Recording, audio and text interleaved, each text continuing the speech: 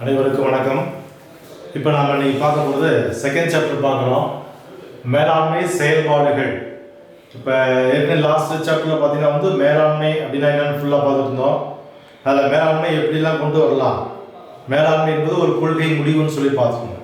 இப்போ அந்த மேலாண்மை செயல்பாடுகளில் அடுத்த இதுக்கு கட்டத்துக்கு வரோம்.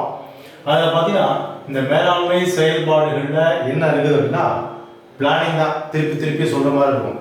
முதல்ல மேலாண்மைன்னு சொன்னாவே பிளானிங், திட்டமிடுதல்.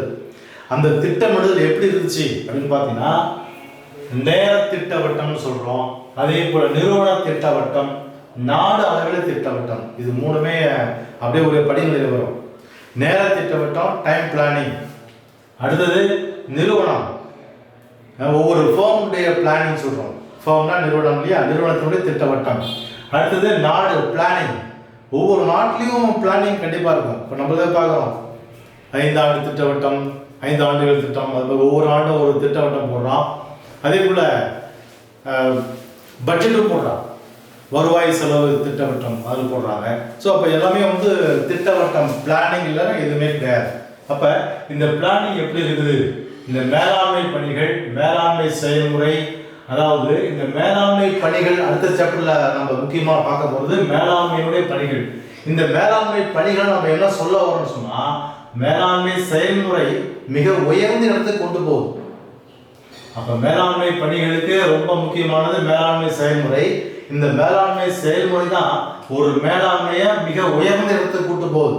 உயர்ந்த இடத்துக்கு கூட்டு போகுதுன்னு சொன்னாவே ஒரு ஃபேக்டரி, ஒரு நிறுவனம் எதுவாக இருந்தாலும் டாப்ல கொண்டு போறாங்கன்னா ஒன்று அதிகமான லாபம், இன்னொன்று அந்த நிர்வாகத்தினுடைய திருப்தி. இது ரெண்டு தான்.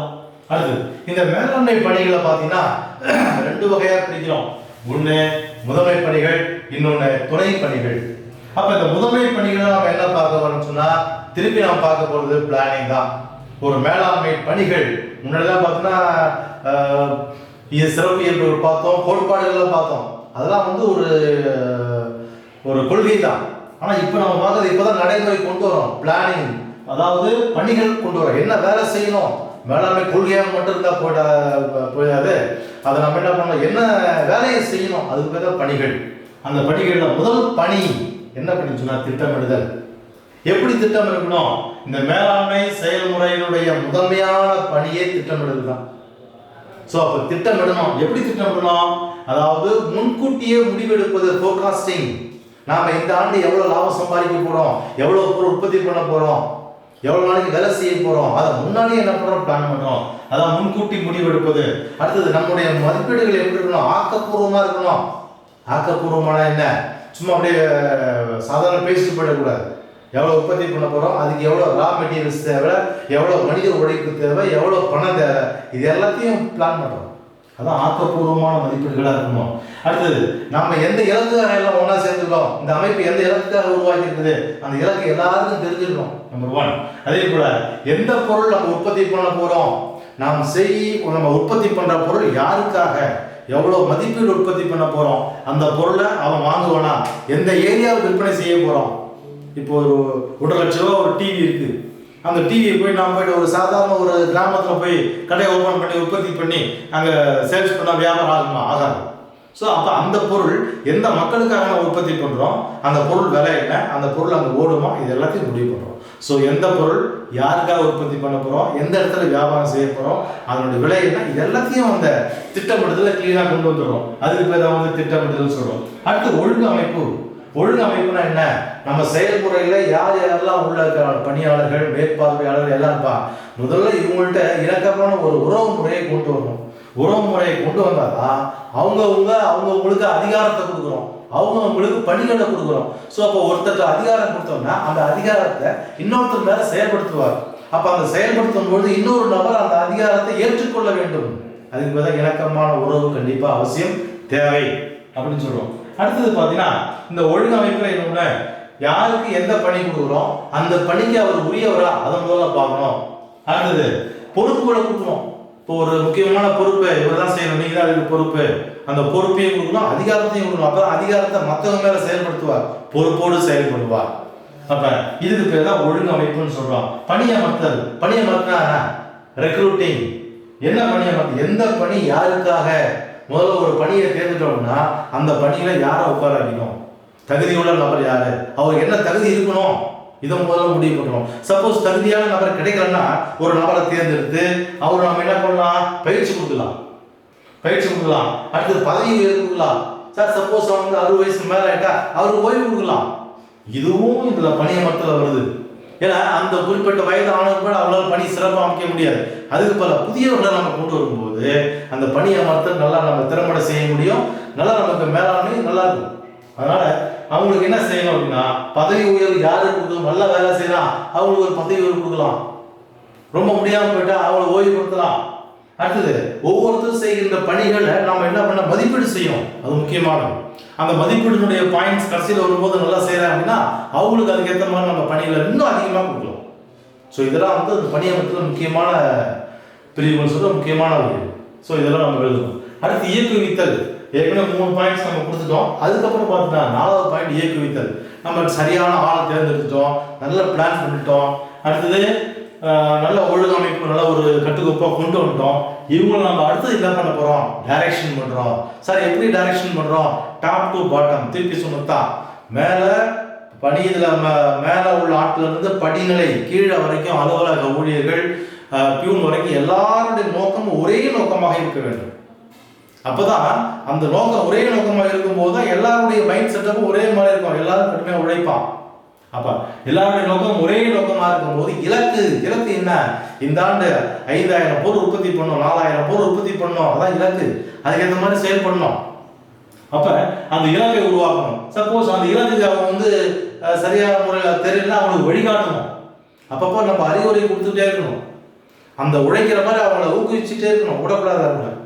அவங்களுக்கு கைடன்ஸ் கொடுக்கலாம், அவங்களுக்கு ஒரு சில செமினார் மாதிரி கொடுக்கலாம், சில வேலை செய்யும் போதே ஒரு சில பயிற்சிகளை கொடுக்கலாம். இது எல்லாமே வந்து பார்த்தீங்கன்னா இயக்குவித்தல் வருது. அதெல்லாம் மிக முக்கியமான ஒன்று. அடுத்தது இவங்களை பல இடத்துல வந்து பல மற்ற ஃபேக்டரிஸில் ஒரு சில பொருள் உற்பத்தி பண்ணுற இடத்துல போய் இவங்களை போய் நம்ம ட்ரைனிங் கொடுத்து அங்கே பங்கேற்க வைக்கலாம். அதெல்லாம் அவங்களுடைய வேலையை திறம்பட செய்யறதுக்கு உதவி செய்யும். இதான் இயக்குவித்தல். அடுத்து கட்டுப்படுத்துதல். ஸோ அப்போ 4 பாயிண்ட் முடிஞ்சிச்சு அப்படின்னா இந்த 4 பாயிண்டோட சேர்த்து அடுத்த பாயிண்ட் உருவாக கட்டுப்படுத்துதல். என்ன கட்டுப்படுத்துறது, இப்போ ஒரு துறையை நம்ம கட்டுப்படுத்துறோம் அப்படின்னு சொன்னா அந்த துறையில இருக்கிற ஒரு சில குறைகளை நம்ம முதல்ல நீக்கிட்டு அவங்களை ஊக்கமா உழைக்க வைக்கும் போது அவங்கள முதல்ல ஊக்கப்படுத்தணும். அதே போல அவங்களுக்கு தேவையான ஊதிய உயர்வுகளை கொடுக்கணும், பணியாளர்களுக்கு மதிப்பீடு கொடுக்கணும், அவங்க என்னென்ன குறையை நீக்கணும், நம்ம நிர்ணயிக்கப்பட்ட இலக்கு என்ன, முதல்ல அந்த இலக்கை அவங்களை தெரிய வைக்கணும். ஸோ இத்தனையும் கொடுத்துட்டு இதுக்கேற்ற மாதிரி அவங்க உழைக்கிறாங்களா அப்படின்றத நம்ம என்ன பண்ணணும், கண்காணிச்சு அவங்களை கட்டுப்படுத்தணும். சப்போஸ் அவங்க அது மாதிரி உழைக்கல அப்படின்னா என்ன காரணத்தினால அந்த பணியாளர் சிறப்பாக உழைக்க மாட்டாங்க, அதை கண்டுபிடிக்கணும், அதை நீக்கணும். அவங்க உழைக்கின்ற சூழல் உருவாக்க முடியல, ஏன் முடியல, என்ன காரணம், அதை நம்ம உருவாக்கி கொடுக்கணும். இதை வந்து கட்டுப்படுத்துதல். அடுத்து ஒருங்கிணைத்தல். மேலே சொல்லப்பட்ட அந்த 5 பாயிண்ட்ஸ்ல இது எல்லாத்தையும் உள்ள வந்து கொண்டு வந்துடும்.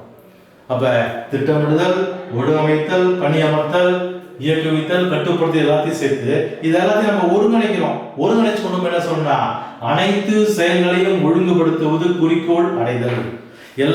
முன்னாடி சொன்ன எல்லா செயலையும் ஒழுங்கா கொண்டு வந்து லாஸ்ட்ல எங்க கொண்டு வரா குறிக்கோள்களை அடைதல். இப்ப இதெல்லாமே நாம கட்டுப்படுத்தி எல்லாத்தையும் ஒழுங்கா அமைச்சிட்டோம் அப்படின்னாவே ஆட்டோமேட்டிக்கா நம்மளுடைய இலக்கை நம்ம போய் அடைஞ்சிடும். அப்ப நம்முடைய இலக்கை வந்து அதிகமான லாபம் அல்லது நிர்வாகம் சிறந்த அமையா இருக்கிறது, இது 2 தான். அப்ப இதுக்கு நம்ம போய் ரீச் ஆயிடும். அதான் வந்து ஒருங்கிணைக்குன்னு சொல்றோம். அடுத்து செயலூக்கம், மோட்டிவேஷன். ஒரு செயலை ஒருத்தர் செய்யறான்னு சொல்லும்போது அவனை பார்த்து ஏதாவது நம்ம கண்டிப்பா சொல்லி ஆகணும். ஒருத்தர் ரொம்ப டயர்டா இருக்கான்னு சொன்னாங்க போய் தட்டி கொடுத்து நல்லா வேலை செய்யறப்பா, அவன் செயல் அருமையா இருக்குது பாராட்டணும், அது ஒரு ஊக்குவித்தல். ஸோ அப்ப ஒரு செயல் ஒருத்தர் செய்யும் போது ஒரு தொய்வடைகிறான்னு சொல்லும்போது அவனை ஊக்கத்துக்கு கொண்டு வரும். அந்த ஊக்கம் எப்படி இருக்கலாம், ஒண்ணு பணம் சார்ந்த ஊக்கமா இருக்கலாம் அல்லது பணி சார்ந்த ஊக்கமா இருக்கலாம். பணம் சார்ந்த ஊக்கம்னா என்ன, திடீர்னு ஒரு போனஸ் கொடுக்குறது, திடீர்னு ஒரு இன்சூரன்ஸ் கொடுக்குறது, அல்லது அவனுக்கு திடீர்னு ஒரு ஏதாவது ஒரு சலுகை. இன்னைக்கு எல்லாருக்கும் ஆளுக்கு ஒரு 50 ரூபா இன்னைக்கு ஓனர் கொடுக்குறாரு, ஏதாவது ஒரு சலுகை கொடுக்குறோம், ஹாஸ்பிட்டலுக்கு கொடுக்குறோம், ஃபேமிலிக்கு இன்சூரன்ஸ் கொடுக்குறோம், அடுத்து உள்ள கேண்டீன் வைக்கிறோம், கேண்டீன்ல அவங்க எக்ஸ்ட்ரா சலுகை கொடுக்குறோம். இதெல்லாம் வந்து பார்த்தீங்கன்னா பணம் சார்ந்த ஊக்கங்கள். இதெல்லாமே வந்து என்ன சொன்னா அந்த பணி இருக்கிற அந்த பணியாளருக்கு ஊக்குவிப்பு கொடுக்கும். அப்ப இன்னும் அதிகமாக நல்லா வேலை செய்வோம். இது பார்க்கணும். அடுத்தது பணி சார்ந்த ஊக்கம்னா என்ன, அவங்களுக்கு ஒரு இன்க்ரிமெண்ட், அவங்களுக்கு வந்து ஒரு பதவி கொடுக்குறது, பணம் இல்லாம ஒரு அது மாதிரி கொடுக்குறது, பதவி உயர்வு கொடுக்குறது, வேற ஏதாவது பொருளா ஒரு சில கம்பெனிகள் அந்தந்த கம்பெனிகள் உற்பத்தி பண்ற பொருளே அவங்க கொடுக்குறாங்க முதல்ல. ஸோ அப்போ அந்த மாதிரிலாம் கொடுக்கும்போது அவங்க வந்து இன்னும் அதிகமாக உழைக்கிறதுக்கான ஊக்குவிப்பு கொடுக்கும். ஸோ இதெல்லாம் வந்து பார்த்தீங்கன்னா மேலாண்மையினுடைய பணிகள் சொல்றோம். மேலாண்மையினுடைய பணிகள் கொஸ்டின் கேட்பாங்க. 5 மார்க் கேள்வி அடிக்கடி கேட்கிற கொஸ்டின். மேலாண்மையின் பணிகள் யாவை? 5 பாயிண்ட் நீங்க எழுதலாம் போதும். 5 மார்க் கேள்வினாவே நீங்க 5 பாயிண்ட் எழுதலாம் போதும். அடுத்தது இந்த துணை பணிகள்னா என்ன? இப்ப சொல்றதுதான் மெயின் முதன்மை பணிகள். அடுத்து துணை பணிகள் சும்மா ஒரு சில அவங்க சொல்றாங்க. ஃபர்ஸ்ட் பாருங்க, புதுமைப்படுத்துதல். புதுமைப்படுத்தலாம் என்ன? நம்ம மேலாண்மையில உற்பத்தி சார்ந்த வேலையெல்லாம் செய்யும் போது லேட்டஸ்ட் டெக்னாலஜினா இருக்குது, அதெல்லாம் உள்ள போத்துருது. இப்போ பேங்க்லாம் பார்த்தீங்கன்னா முன்னாடி 60 பேர் 70 பேர் வேலை செய்வான். இப்போலாம் பேங்க்ல ஒரு 4 பேர் தான் உள்ள உட்காந்துக்கிறான். ஸோ அங்கே என்ன பண்ணுறான்? கம்ப்யூட்டர் இன்ட்ரோடியூஸ் பண்ணுறான். ஒவ்வொரு துறையும் நம்ம என்ன பண்ணோம்னா புதுமைகளை கொண்டு வரலாம். புதுமைகளை அட்வான்ஸ் டெக்னாலஜினால அதான் கொண்டு வரலாம். அது வந்து என்ன சொன்னால் பணியாளர்களை நல்லா ஊக்குவிக்கும். டைம் மீதியாகவும், செலவு மீதியாகவும், இடம் மீதியாகவும், இதெல்லாம் வந்து புதுமைகளை புகுத்துதல். நம்ம ஃபேக்டரினா நம்ம உற்பத்தி பண்ணுற பொருள் சிறப்பாக அமையும். இதெல்லாம் வந்து புதுமை புகுத்துதல்னு சொல்லுவோம். பிரதிநிதித்துவம் நல்ல ஒரு உறவு. அப்போ நம்மள்ட்ட யார் பணியாளர் வேலை செய்கிறாங்களோ அவங்க மற்ற நிறுவனோடு நல்லா என்ன பண்ணால் நம்ம கம்பெனி சார்பாக அவங்க போய் மற்றவங்க பேசும்போது அந்த கம்பெனிக்கும் அந்த நிறுவனத்துக்கும் நமக்கு நல்ல ஒரு உறவு கிடைக்கும். பிரதிநிதித்துவம்னு சொல்கிறோம், ரெப்ரசன்டேட்டிவ். அடுத்து முடிவெடுத்துதல். என்ன முடிவெடுக்கிறது? நிர்வாகம் சார்ந்த ஏதாவது முடிவெடுக்கணும்னு சொன்னாக்கா நாம் என்ன பண்ணுறோம்? முக்கியமான பணி டைம்ல சரியான முடிவு எடுக்கணும். அந்த முடிவை ஒவ்வொரு பணியாளரும் ஏற்றுக்கணும்னு பார்க்கணும். ஸோ பணியாளருக்கு எதிராக நம்ம முடிவு எடுத்தோம் அப்படின்னா ஒட்டுமொத்த மேலாண்மையும் கொலாப்ஸ் ஆகிடும். ஸோ நம்ம எடுக்கின்ற முடிவுகள் பணியாளருக்கு ஏற்புடைய விதத்தில் இருக்கணும். அதுக்கேற்ற மாதிரி நம்ம என்ன பண்ணணும்? பலருடைய கருத்தை கேட்டு நல்ல முடிவு எடுத்தால் நம்முடைய மேலாண்மை வந்து சிறந்த ஒரு மேலாண்மையாக அமையும். அடுத்து பார்த்தீங்கன்னா தகவல் தொடர்பு. வேளாண்மையில் இருக்கிற எல்லாருமே பார்த்தீங்கன்னா ஒரு செய்தி சொல்றோம்னா உடனே கட்ட பாஸ் ஆகும். இன்னைக்கு இருக்கிற பெரிய ஒரு டெவலப்மெண்ட்ல கம்யூனிகேஷன் தான் வெரி ஃபாஸ்ட் டெவலப்மெண்ட்னு சொல்றோம். ஏன்னா நிறைய வந்தாச்சு இன்னைக்கு. செல்போனு, அது நெட்டு எல்லாம், இன்டர்நெட் எல்லாம் வந்தாச்சு. Very fast development. ஒவ்வொரு தொழில் அமைப்பிலையும் இந்த ஒரு தகவல் தொடர்பு எந்த அளவுக்கு அதிகம் பயன்படுத்துகிறோமோ அந்த அளவுக்கு நம்முடைய மேலாண்மை சிறந்த ஒரு மேலாண்மையாக இருக்கும். ஒரு நியூஸ் பாஸ் பண்ண டக்கு பாஸ் பண்ணுறது, ஒரு சில செய்திகள் கொடுக்குறோம், ஒரு டிபார்ட்மெண்ட்டுக்கு நம்ம புதுசாக ஏதாவது நெட்லேருந்து எடுத்து கொடுக்குறோம் அப்படின்னா அந்த தகவல் தொடர்பு மிக முக்கியம். ஸோ தகவல் தொடர்பு சிறந்த ஒரு அமைப்பு. தகவல் தொடர்பு நல்லா இருந்தால் தான் நம்முடைய அமைப்பானது சிறந்த ஒரு அமைப்பாக இருக்கும். ஸோ இது எல்லாத்தையும் பார்க்கணும். இது மேலாண்மையினுடைய பணிகளில் முதன்மை பணிகள் நம்ம 7 சொல்லியிருக்கிறோம். அதே போல துணை பணிகள் 4 சொல்லியிருக்கிறோம். இந்த மேலாண்மை முதன்மை பணிகள் தான் அடிக்கடி கேட்குற கொஸ்டின். இது 5 மார்க் கேள்வி. இதை கொஞ்சம் நாள் நீங்கள் பார்க்கணும்.